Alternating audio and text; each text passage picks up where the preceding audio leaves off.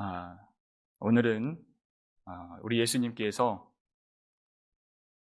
우리의 모든 죄를 지고 십자가에서 죽으신 날을 기억하고 기념하는 성금요일입니다. 원래는 오늘 예배가 계획되지 않았는데 오늘 이 저녁을 하나님 앞에서 예배드리는 것보다 더 좋은 것이 없다고 하는 그 마음을 하나님이 어젯밤에 주셨습니다.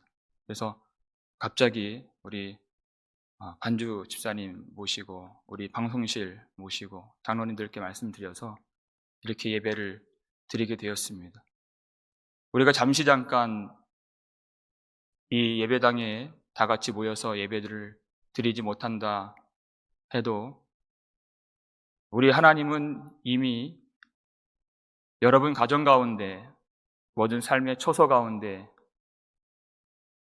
당도해 주셨고 지금 귀한 모든 성도들과 함께 영광 가운데 거하시는 우리 하나님이신 줄 확실히 믿습니다.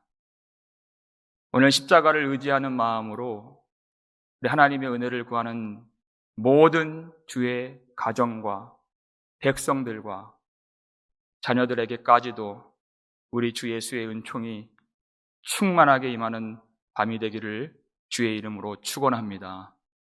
오늘 우리가 읽은 본문은 우리를 예수님께서 숨지신 그 현장으로 우리를 가까이 이끌어주고 있습니다. 오늘 본문 33절을 보니까요, 그 시각을 가르쳐주고 있는데 제6시가 됨에 이렇게 말씀해주고 있죠. 제6시는 지금 우리가 이해하는 시간으로 말하면 정오를 의미합니다. 예수님께서 십자가에 못 박히셨던 그때는 25절을 보니까요, 때가 제3시가 되어 이렇게 되어 있죠. 그때 십자가에 못 박으니라. 이때 시각은 오전 9시를 말하는 것이죠. 오전 9시부터 정오까지 3시간이 지났습니다.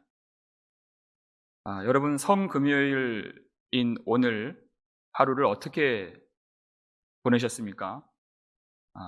예수님께서 전날부터 지금 이 오전까지 지내오셨던 일들을 조금은 스케치해 보면요, 전날에 제자들과 만찬을 나누신 후에 겟세마네 동산에서 기도를 하셨죠. 그리고 이 시각까지 예수님은 한잠도 못 주무셨습니다. 기도 끝에 검과 몽치를 들고 온 사람들로 인해서 체포를 당하시고, 사람들은 먼저 안나스의 집으로 예수님을 끌고 갔습니다. 그리고 다시 대제사장 가야바의 집으로 예수님을 끌고 갔고, 또 사람들은 예수님을 새벽에 빌라도의 관정으로 끌고 갔다가 빌라도는 다시 헤롯 궁으로 예수님을 보내죠. 그리고 헤롯은 다시 빌라도의 관정으로 예수님을 보내는 동안에 날이 샜습니다. 그때 빌라도가 마지막으로 자신이 보기에도 아무런 죄를 찾지 못했던 예수님께 사형 언도를 내리며 십자가에 넘겨주게 되죠. 그때부터 예수님은 십자가를 지고 골고다를 오르시고 십자가에 못 박히셨습니다. 그렇게 하루를 예수님은 보내셨습니다. 그런데 이 십자가형이라고 하는 이 참혹한 이 형벌에는 십자가형에 따르는 부수적인 형벌들이 있습니다. 크게 두 가지로 우리가 볼 수 있는데요. 그중 첫 번째가 채찍에 맞는 채찍형입니다. 십자가를 질 때 주로 채찍에 맞는 일들이 있었습니다. 마가복음 15장 15절에 보면은 그 이야기가 나오죠. 빌라도가 무리에게 만족을 주고자 하여 바라바는 놓아주고 예수는 채찍질하고 그랬습니다. 십자가에 못 박히게 넘겨주니라 그랬습니다. 당시 여러분 어떤 채찍인지 많이 들어보셨을 겁니다. 가죽끈으로 된 그 채찍 끝에는 납덩이나 어떤 동물들의 뼈 조각들이 있어서 이 채찍으로 한번 내리치면 뼈가 으스러지고 살점이 뜯겨져 나가는 그런 무서운 형벌이죠.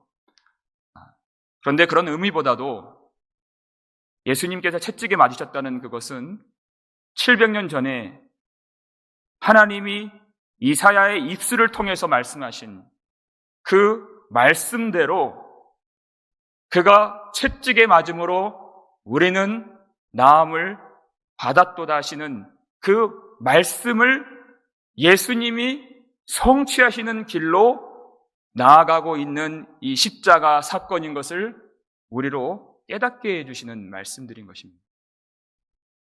십자가 형을 언도받을 때 두 번째로 또 어떠한 고통을 당하게 되는가? 큰 수치에 빠지게 되어 있습니다. 여러분 16절에서 32절까지를 여러분 읽어보시면 아주 빈번하게 나오는 단어들을 쉽게 발견할 수 있을 것입니다. 예수님을 사람들이 희롱하고, 예수님을 모욕하고, 예수님을 욕하더라 하는 이런 말들이 계속 반복되어 등장하고 있습니다. 예수님이 십자가에서 죽으시기 전에 먼저 사람들의 희롱과 조롱의 말로 인격적인 살인을 당하셨습니다. 때로는 우리 육적인 고통보다도 그 모욕과 조롱에 의한 그런 말에 의한 상처를 받을 때 더 깊게 상처가 패이고 오래 갈 때가 있죠. 그런데 여러분 이 성경을 유심히 보면요, 다양한 부류의 사람들이 등장합니다. 다양한 계층의 사람들이 예수님 십자가 앞에서 예수님을 조롱하고 모욕하고 있습니다. 하나같이 십자가를 향해서 그들은 욕을 하지만 유일하게 이 골고다 언덕 위에서, 아니 온 세상, 아니 온 역사 속에서 죄가 없으신 분은 예수님 한 분뿐이셨습니다. 그 말은 예수님은 어떠한 이유로든 그리고 누군가에게라도 전혀 모욕을 받으실 만한 이유가 없으시고 조롱을 받을 일을 한 번도 하신 적이 없는 분이셨습니다. 우리가 무엇을 알 수 있습니까? 사람들은 그 죄가 전혀 없으신 예수님마저도 희롱하고 모욕하고 능히 욕할 수 있는 악한 존재인 것을 이 성경이 잘 가르쳐주고 있습니다. 여러분, 우리는 매일매일의 삶이 자기 십자가를 지고 나아가는 훈련의 삶이죠. 최후 승리 얻기까지 험한 우리 구주 십자가 붙들고 나아가는 우리의 인생은 곧 훈련입니다. 이때 예수님이 그 조롱하고 모욕을 받으실 때 어떻게 반응하셨는지를 우리가 잘 기억하고 그렇게 훈련할 필요가 있는 것입니다. 베드로전서 2장 23절을 보면요, 예수님이 그때 어떻게 하셨는가 잘 가르쳐주고 있습니다. 우리 함께 읽겠습니다. 욕을 당하시되 맞대어 욕하지 아니하시고 고난을 당하시되 위협하지 아니하시고 오직 공의로 심판하시는 이에게 부탁하시며. 아멘. 그랬습니다. 욕을 당하셨지만 죄 많은 사람에게 죄 없으신 예수님께서 멸시를 받으셨지만 예수님은 그것을 욕으로 돌리지 않으셨습니다. 여러분, 주의 영이 우리 가운데 임한다는 것, 그리고 우리가 십자가를 바라보면서 주님의 길로 나아가는 훈련의 삶을 산다는 것은 바로 이와 같은 삶을 사는 한 국면을 이야기하는 것입니다. 성령으로 충만하게 될 때 여러분 어떻게 우리가 살 수 있겠습니까? 이사야가 얘기했던 것처럼 그가 고난당할 때 자기 입을 열지 아니하였으며 라고 했던 것처럼 그 어려움을 당하고 충분히 억울함을 토로할 수 있는 그 시점에서 우리는 오직 하나님을 바라보면서 그리고 십자가에서 이 억울한 일을 당하신 그리고 위협하지 않으신 예수님을 그리고 예수님의 마음을 닮아갈 때 우리는 그것을 성령 충만의 한 모습으로 인식할 수가 있는 것입니다. 반대로 하나님을 떠나게 되고 성령으로 점점 우리가 희미해지고 소멸하게 될 때는 어떤 힘든 일이 생기면 고난을 당하면 그것을 자꾸 토로하고 싶고 내 억울함을 말하고 싶고 부당하다고 이야기하고 싶어 하는 그런 마음이 생긴다는 것입니다. 그리고 동시에 어떤 누군가에게 대한 그런 모욕과 조롱과 비방을 하고 싶어 하는 그런 마음이 동시에 생기게 됩니다. 욕을 하고 받는다고 하는 것은 우리가 이 성경에서 보면은 그 욕을 먹는 사람에게 많은 순간 그 이유가 있다기보다는 그 욕을 하는 사람이 자신의 처지를 보지 못할 때 그 모욕과 조롱하는 말이 나가는 것을 우리는 발견할 수가 있습니다. 오늘 본문 바로 위에 있는 32절 이 후반절을 보시면요. 이런 말씀이 있습니다. 뒷부분에 함께 십자가에 못 박힌 자들도 예수를 욕하더라 그랬죠. 이들이 누굽니까? 우리가 아까 찬양에서도 불렀던 예수님 좌우편에 두 강도가 있었는데 누가 보더라도 죄가 많은 이 두 강도가 함께 예수님을 욕했다는 것입니다. 있을 수가 없는 일이죠. 그들은 정말 그 십자가에서 죽으신 예수님이 누군지 몰랐다는 이야기가 됩니다. 동시에 자기가 누구인지를 깨닫지 못했다는 말이 되는 것이죠. 예수님께서 산상수훈에서 이렇게 말씀하신 적이 있습니다. 마태복음 7장 3절에서 형제의 눈 속에 있는 티는 보고 내 눈 속에 있는 들보는 깨닫지 못하느냐 이렇게 말씀하셨어요. 티는 본다고 말씀하시고 들보는 깨닫지 못하느냐 이렇게 말씀하셨습니다. 여러분 들보가 뭡니까? 건축을 할 때 지붕을 올려놓을 수 있는 이 가로대를 들보라고 하죠. 여러분 십자가 모양을 한번 생각해 보십시오. 십자가는 정확히 세로 기둥 하나하고 가로대 하나가 만나서 십자가가 된 것입니다. 그런데 그 중에서 예수님의 손이 못 박힌 나무가 바로 그 가로대, 들보에 예수님이 못 박히신 것이죠.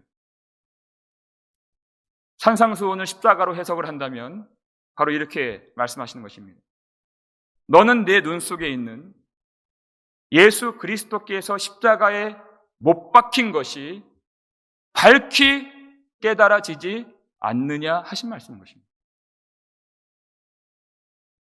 내 눈 속에 예수 그리스도께서 죽으신 십자가의 그 들보, 못 박히신 그 가로대가 보이지 않을 때에는 우리는 누구라도 그렇게 비난할 수 있습니다. 누구라도 조롱할 수 있고 모욕할 수 있습니다. 심지어 자기가 완전한 심각한 죄를 가지고서 십자가에서 죽어가는 동안에도 그 눈이 가리워지고 그 들보를, 다시 말해서 십자가를 깨닫지 못하는 그 순간에는 신랄하게 예수님마저도 비난하고 욕할 수 있는 흉악한 정말 강도와 같은 모습인 것입니다. 그런데 그 둘 중에 한 사람이 예수님 못 박히신 들보를 깨달았습니다. 예수님 십자가를 진실한 마음으로 한 강도가 보게 되었습니다. 예수님이 누구이신지를 그가 알게 되었고, 동시에 자기가 어떠한 죄인인가를 그가 깨닫게 되었습니다. 처음에는 함께 예수님을 욕했던 그 둘 중에 한 강도가 입술에서 예수님을 향한 욕이 지워지고, 그 입술이 예수님께 은혜를 구하는 믿음의 고백을 담는 입술이 되었다는 것입니다. 마가복음 23장 41절 42절이 그 말씀을 담고 있죠. 함께 읽겠습니다. 우리는 우리가 행한 일에 상당한 보응을 받는 것이니 이에 당연하거니와 이 사람이 행한 것은 옳지 않은 것이 없느니라 하고 이르되 예수여 당신의 나라에 임하실 때 나를 기억하소서. 아멘. 예수 그리스도의 십자가, 예수님 손이 못 박히신 그 들보를 깨닫고 그 한 강도는 예수님이 어떠한 분이신가? 전혀 옳지 않음이 없으신 의로우신 분이신 것을 깨닫고, 그리고 동시에 자기는 오로지 죄밖에 없어서 이 십자가가 상당한 보응이 되고 마땅한 결과의 심판이 되는 것을 그가 깨달아서 그의 입술이 주님, 저를 불쌍히 여겨 주옵소서. 당신의 나라에 임하실 때 나를 생각해 주옵소서. 여러분, 십자가를 진정으로 바라보는 자에게 이와 같은 믿음의 역사가 일어나게 되는 것입니다. 나를 생각해 주옵소서 하고 하는 이 상한 심령의 은혜를 구하는 고백을 우리는 믿음이라고 말하는 것입니다. 그게 믿음입니다. 그래서 예수님께서 그 믿음을 보시고 뭐라고 대답하셨죠? 내가 진실로 너희에게 이르노니 오늘 내가 나와 함께 낙원에 있으리라. 주님께서는 그 즉시로 그에게 구원을 허락해 주셨습니다.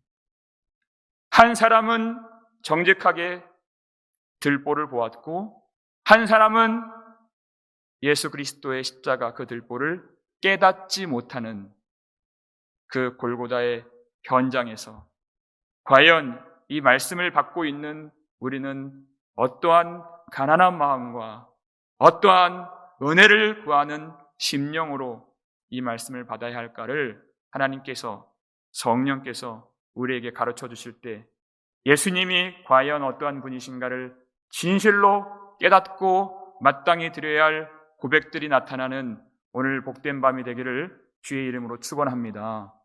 오늘 본문으로 들어가면 제6시가 되매 그랬습니다. 그때 벌어진 일이 온 땅에 어둠이 임하여 제9시까지 계속하더니 그랬습니다.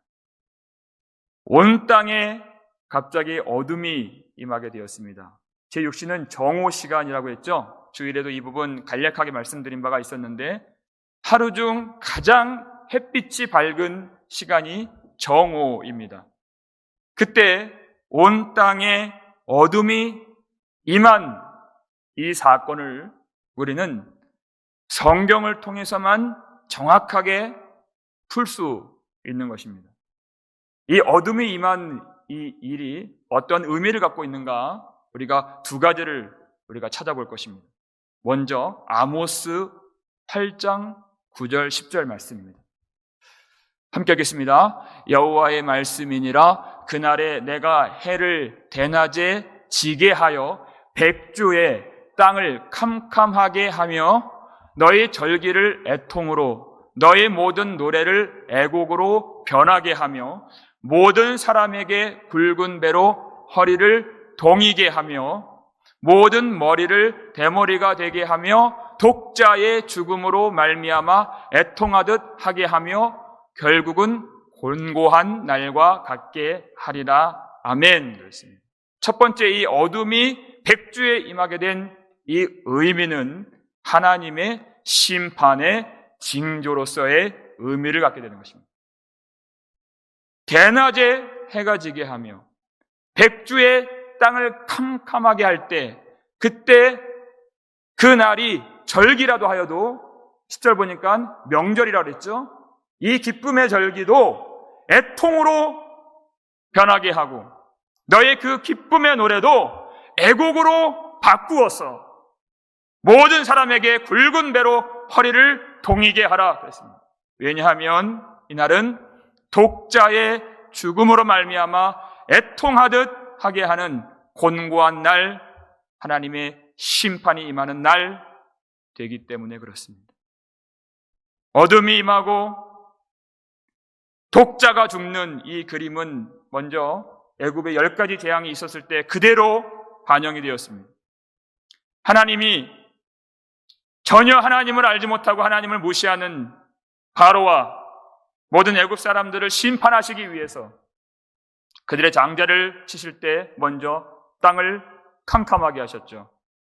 그리고 아모스 선지자를 통해서 이 말씀을 주실 때에는 하나님이 패역하고 하나님을 반역하는 북이스라엘을 심판하시기 위해서 이 말씀을 주신 것입니다. 그런데 그 북이스라엘을 뭐라고 부르셨죠?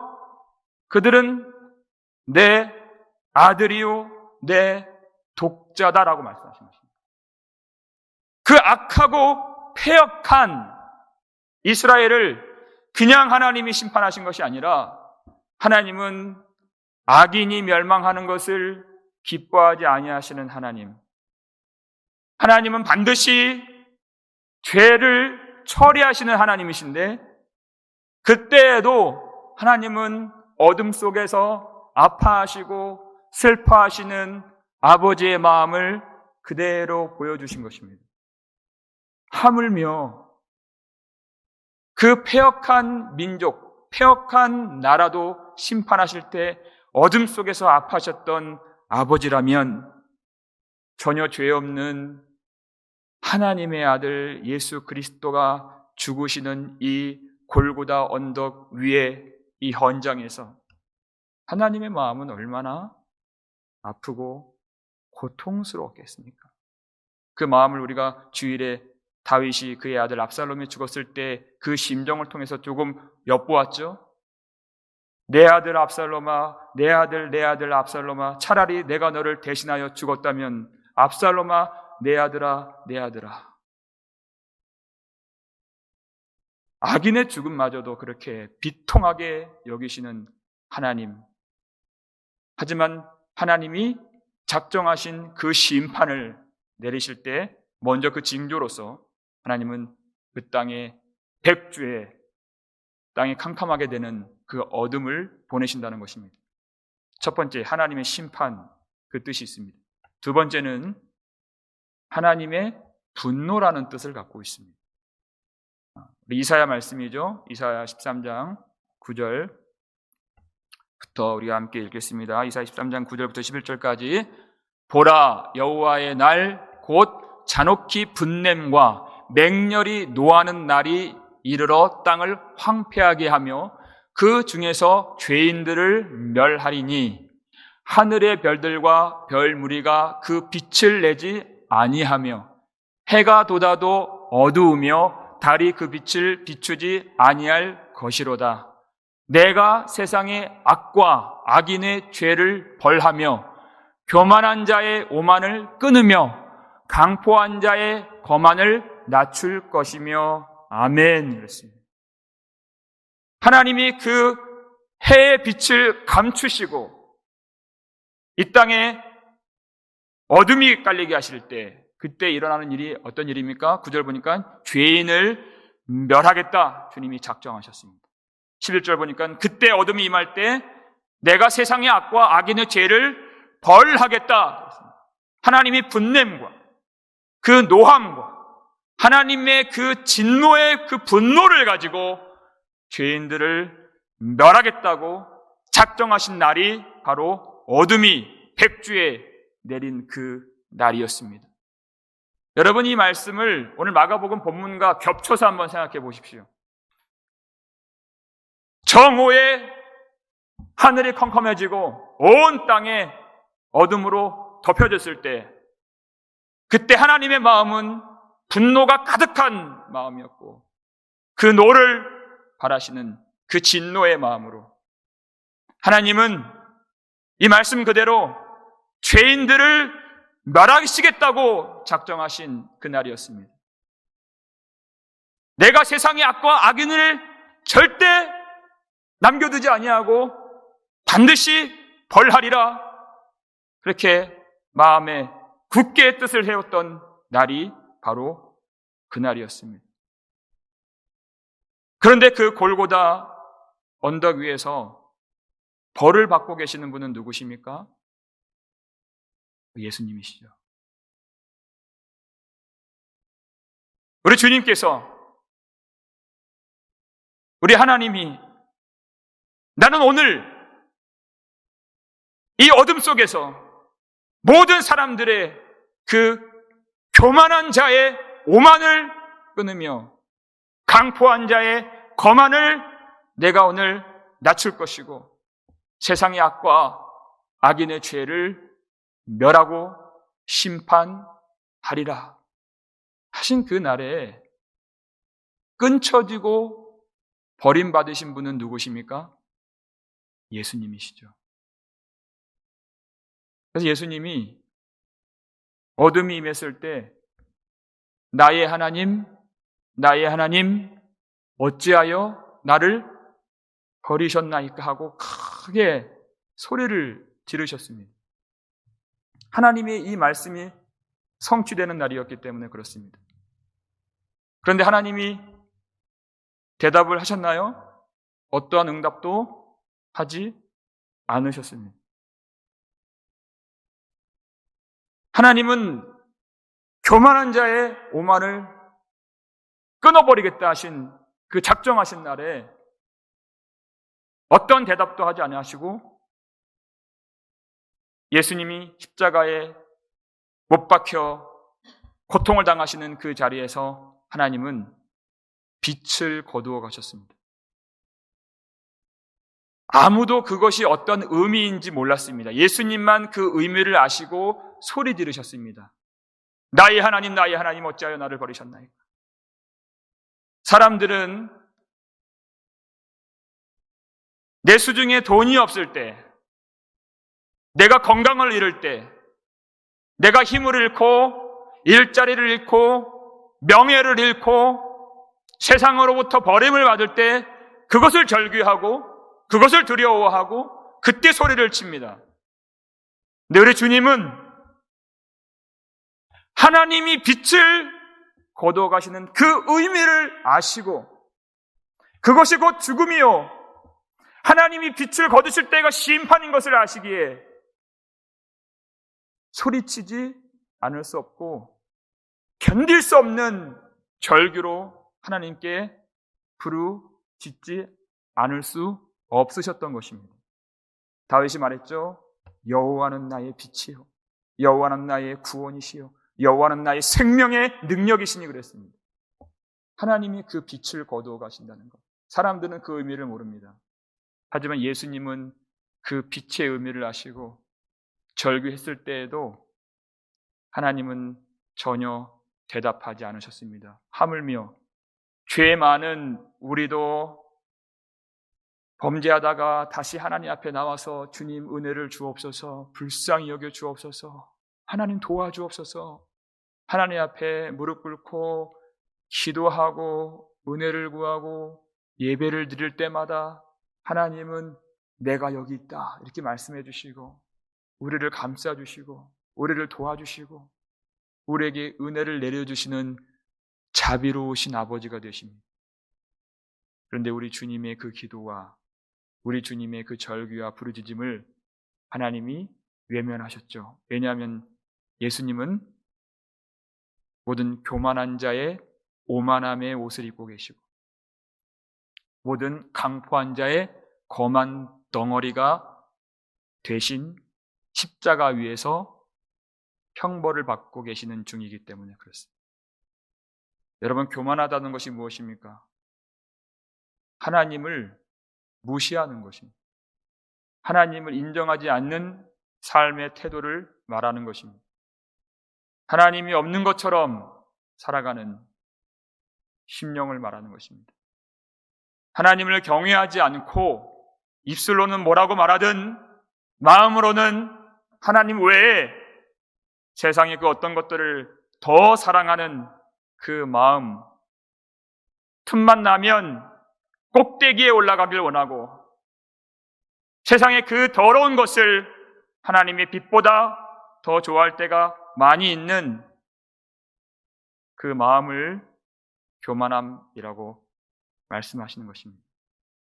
여러분, 그 교만한 자의 오만은 어디에 있고 강포한 자의 거만함은 누구의 것입니까? 로마서 8장 32절을 보니까요, 자기 아들을 아끼지 아니하시고 우리 모든 사람을 위하여 내어주신 이가 하나님이라고 했습니다. 우리 모든 사람을 위하여 예수님을 내어주시고 우리의 범죄한 것 때문에 내줌이 되신 예수 그리스도는 우리의 강포함과 우리의 교만함과 오만과 거만이 되셔서 십자가에서 죽으신 것이죠. 여러분, 우리가 십자가로 나아간다는 그것은 그 한편 강도가 들보를 깨닫고 눈이 열린 것처럼 자기 죄를 발견하게 되는 것입니다. 종교적인 관습에 의해서, 어떤 학습에 의해서 고백하는 그 죄가 아닌 정말 하나님 앞에서 나는 어떤 존재인가, 예수 그리스도의 그 십자가가 밝히 보여주는 우리의 모든 죄가 예수님께 전가되어서 예수님이 우리가 당해야 될 모든 심판을 받으신 그 십자가의 현장에서 하나님은 예수님께 진노를 바라시고 하나님의 모든 진노의 심판을 부으실 수밖에 없는 그 죄는 바로 우리의 것이고 바로 나의 것입니다. 우리는 이 십자가 앞에서 그 죄가 어떠한 죄인지를 알면서 아직도 교만한 자의 오만함이라는 쓴뿌리가 남아있고 강포한 자의 거만이라고 하는 쓴뿌리가 가슴속에 남아있는 나 자신인 것을 고백하면서 이 가슴을 치지 않을 수 없는 십자가 앞으로 하나님이 우리를 이 저녁에 긴급하게 불러주신 줄 믿습니다. 우리는 하나님을 사랑하죠. 하나님 앞에 기도하기를 좋아하고 예배하기를 원하고 속히 빨리 이 예배당에서 사랑하는 그리운 성도들과 함께 만나서 그렇게 기쁨의 찬송을 하루속히 부르길 원하는 마음이 있습니다. 하지만 그 동시에 바울이 고백했던 것처럼 그러한 주님 사랑하는 마음과 또 죄를 사랑하는 마음, 틈만 나면 다시 교만한 자의 자리에 올라가길 원하고 틈만 나면 어둠의 세상에 있는 것들을 은밀하게 즐거워하고 탐닉하길 원하는, 틈만 나면 판단하길 원하고 또 틈만 나면 그 탐심과 정욕을 마음에 품고 그렇게 하나님 말씀을 그리고 하나님께 나아가는 그 기도를 버리길 원하는 그런 우리의 모습을 이 밤에 긴급하게 발견케 해 주시려고 우리를 이 예배 자리로 십자가 앞으로 불러주신 줄 믿습니다. 여러분, 십자가 앞에서 그것이 보이지요.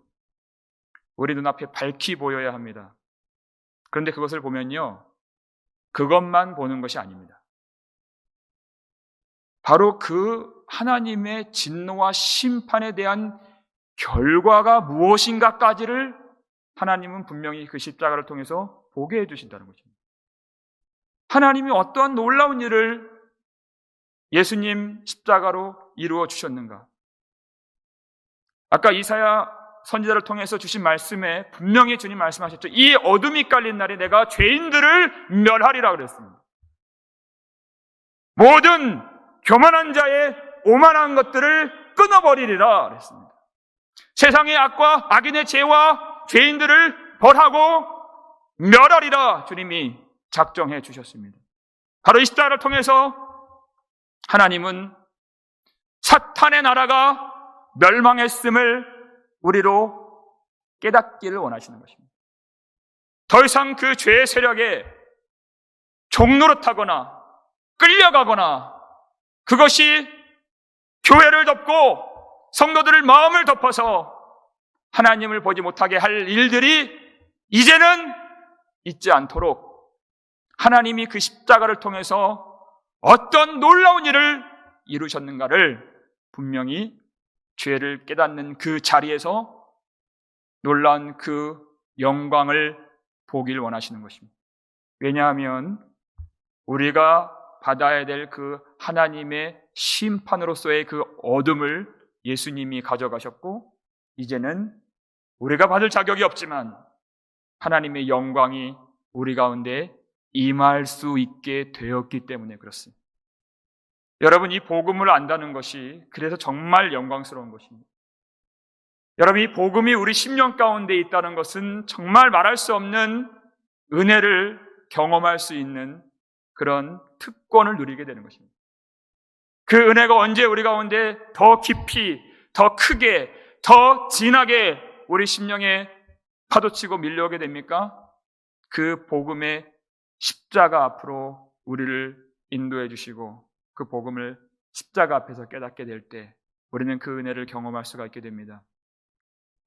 그 은혜를 알면요, 우리 안에 밀려오는 그런 모든 어둠의 일들, 내가 이 어떤 고통에 빠질 때 우리가 흔히 하는 말들이 있습니다. 우리는 마음으로 억울함을 느끼죠.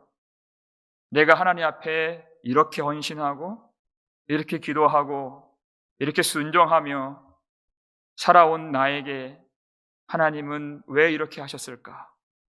하나님이 하시는 모든 일들이 때로는 부당하게 여겨질 때가 있고 극심한 괴로움과 그리고 외로움과 서러움과 억울함을 우리가 느낄 때가 있습니다. 근데 여러분, 십자가 앞에 한번 진실하게 한번 서보십시오. 우리 구주 예수님은 모든 세상 만물을 창조하신 창조주 되십니다. 그런데 그 피조물들로 조롱을 받으시고 모욕을 당하시고 비방을 당하시고 철저한 고독 속에서 죄 없고 흠 없는 예수님이 하나님께 버림받으신 그 십자가 앞으로 나아갈 때, 여러분, 우리 십자가 앞에 나아간다는 것이 우리가 그 앞에서 어떻게 나의 억울함을 토로할 수 있겠느냐, 그 정도 말을 하는 것이 아닙니다. 그 십자가가 과연 무엇을 이루었는가를 볼 수 있다는 것입니다. 어떤 결과를 하나님이 우리에게 허락해 주셨는가를 보는 눈이 열리게 된다는 것입니다. 여러분, 그 일이 어떤 일일까요? 오늘 본문에 나옵니다. 38절을 보시면요, 오늘 본문 마가복음 15장 38절 우리 먼저 함께 읽겠습니다. 이에 성소 휘장이 위로부터 아래까지 찢어져 둘이 되니라. 아멘. 그랬습니다. 예수 그리스도 십자가가 성취한 일이 바로 오늘 본문에 나오는 이 휘장이 찢어져 둘이 된 이 사건. 여러분, 이 휘장이라고 하는 것은 성소에서 지성소로 들어갈 때 휘장이 있고 또 성소 밖에서 성소 안으로 들어갈 때 휘장이 또 있죠. 그것을 첫 번째 휘장이라고 하고 지성소로 들어갈 때 그 휘장을 두 번째 휘장이라고 성경은 말하고 있습니다.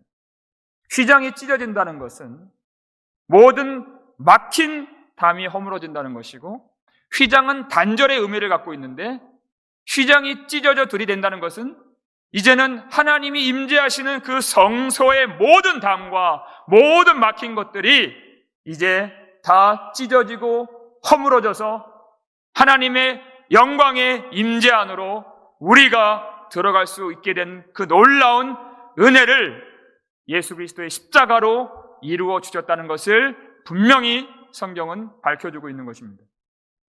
여러분, 휘장이요, 찢어졌다는 이 말이 이 문자적으로는 단순하게 보이는데요, 휘장이 청색, 홍색, 자색, 그리고 가늘게 끈 이 배실로 이렇게 꼬아서 만든 휘장이잖아요.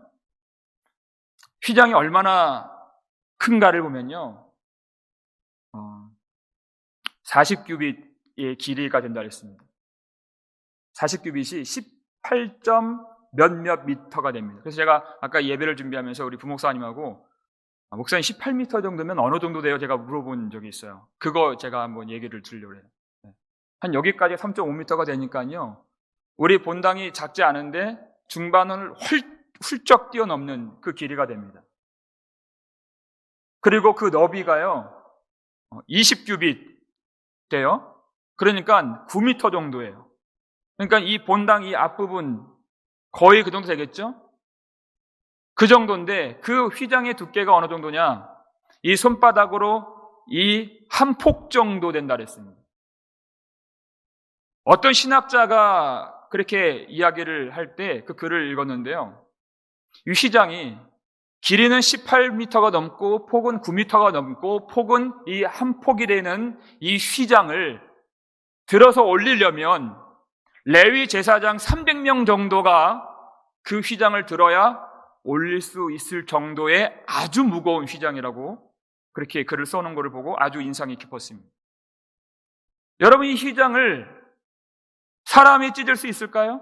그 얘기를 하는 겁니다. 더군다나 오늘 본문은 위로부터 아래로 휘장이 찢어져 둘이 되니라 이렇게 말을 했죠.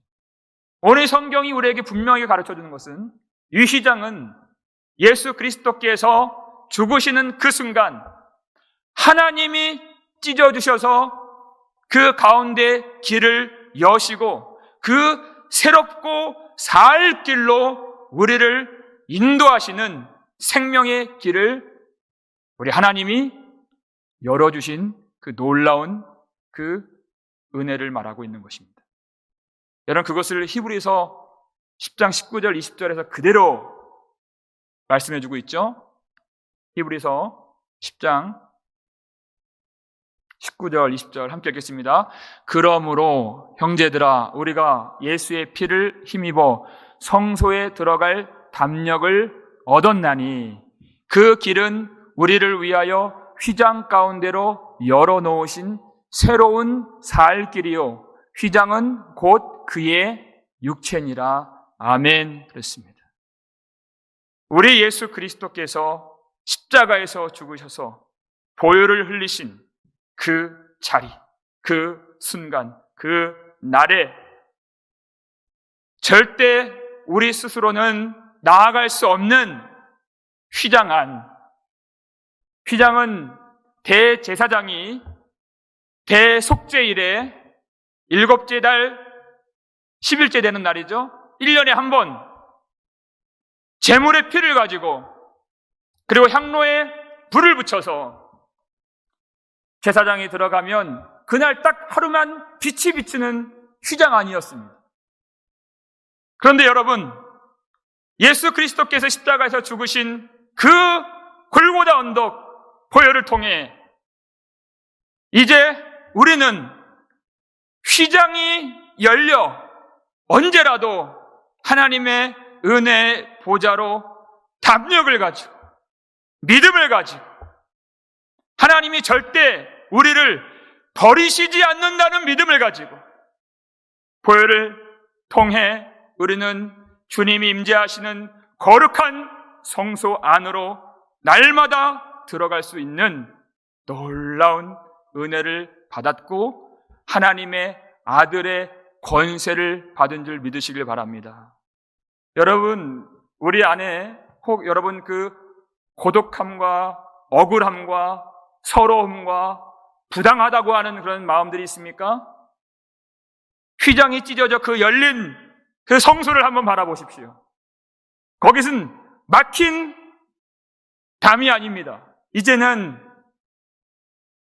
예수 그리스도의 십자가로 찢어지고 열려서 언제라도 하나님의 긍휼을 구하고 언제라도 하나님의 사랑을 발견할 수 있는, 언제라도 하나님의 놀라운 은혜와 평강과 그 능력과 사랑을 체험할 수 있는 그 생명의 길, 새로운 길로 열어주시기 위해서 예수님은 십자가에 넘겨지셨고, 하나님은 예수님을 버리시고 예수님은 십자가에서 피 흘림을 당하신 것입니다. 여러분, 하나님이 위로부터 아래로 찢어서 둘이 되게 하신 이 휘장, 요한계시록 보면 그런 말씀이 있죠. 한 번 닫으면 열 자가 없고 한 번 열면 닫을 자가 없느니라.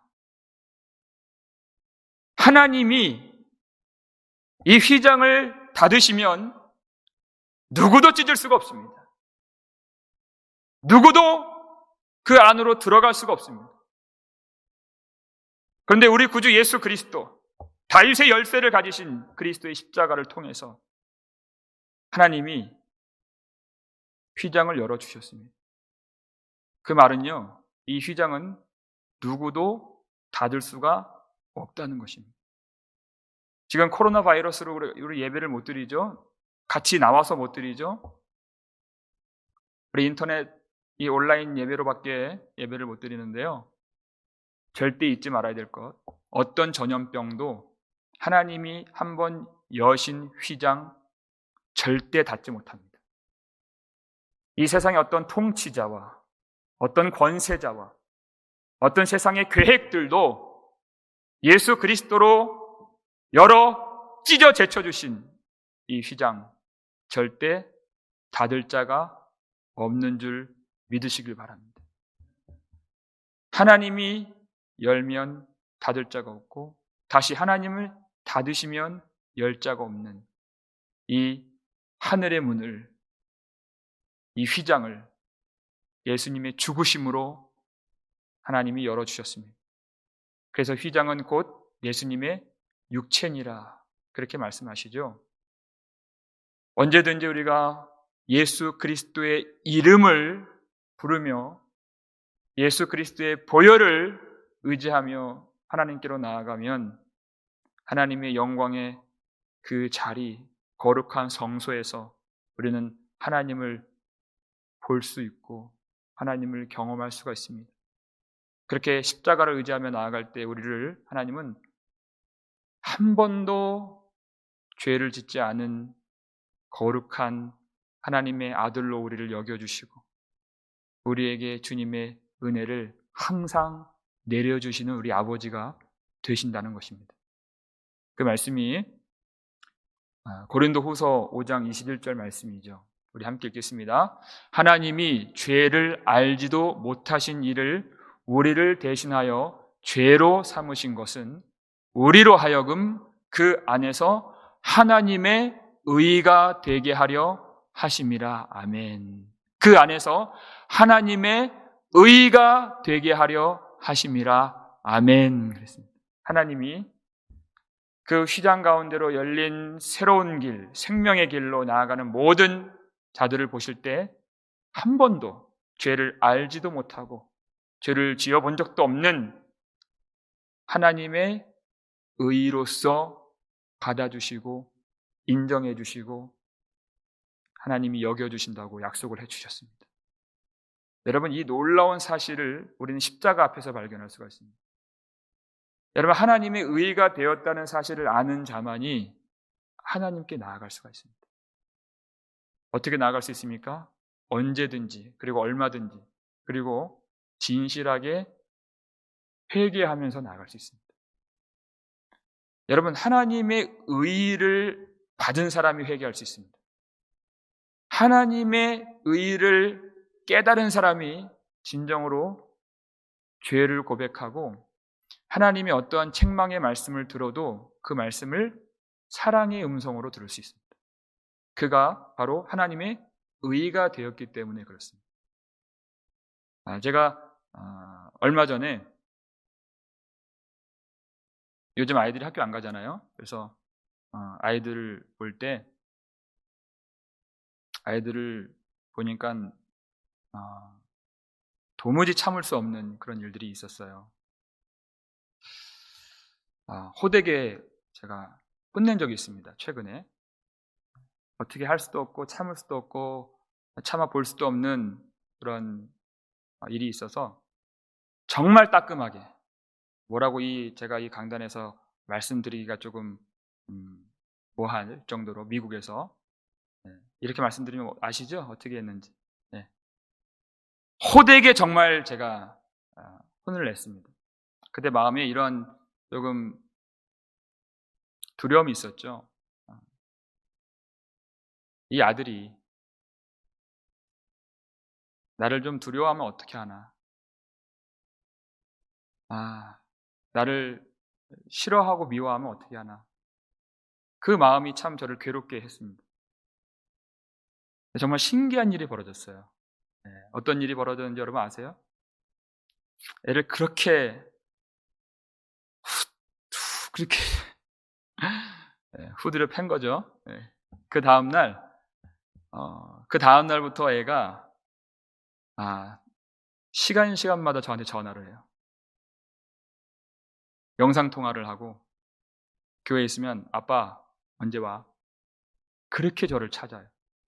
그렇게 빨리 오라고, 보고 싶다고, 같이 시간을 보내고 싶다고. 그 전보다, 그 전엔 그렇게 안 했거든요.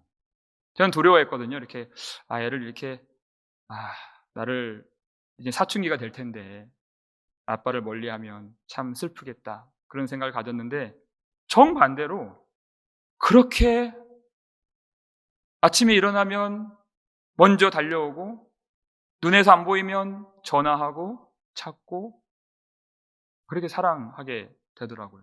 그때 알았습니다. 이게 바로 아들의 권세구나. 이 책망을 통해서 사랑을 들었구나.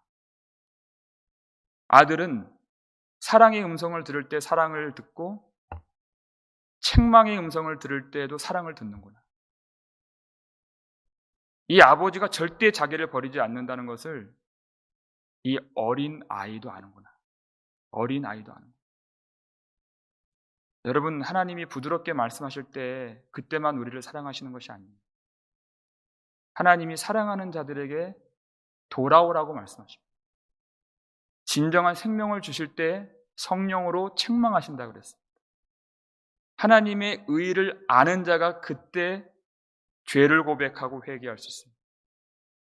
하나님이 십자가를 볼 때 예수를 버리신 하나님께서 그 십자가 안에는 나를 절대 버리지 않으신다는 복음이 담겨져 있기 때문에, 그래서 우리는 얼마든지 그 새롭고 살 길로 주님께 나아갈 때 비고빈 심정으로 하나님 앞에 가슴을 치면서 아직도 남아있는 그 쓴뿌리들을 주님께 고백하면서, 왜 예수님이 십자가에서 죽으실 수밖에 없는 그 이유들을 하나님 앞에 고백하면서 우리는 회개하며 나아갈 수 있습니다.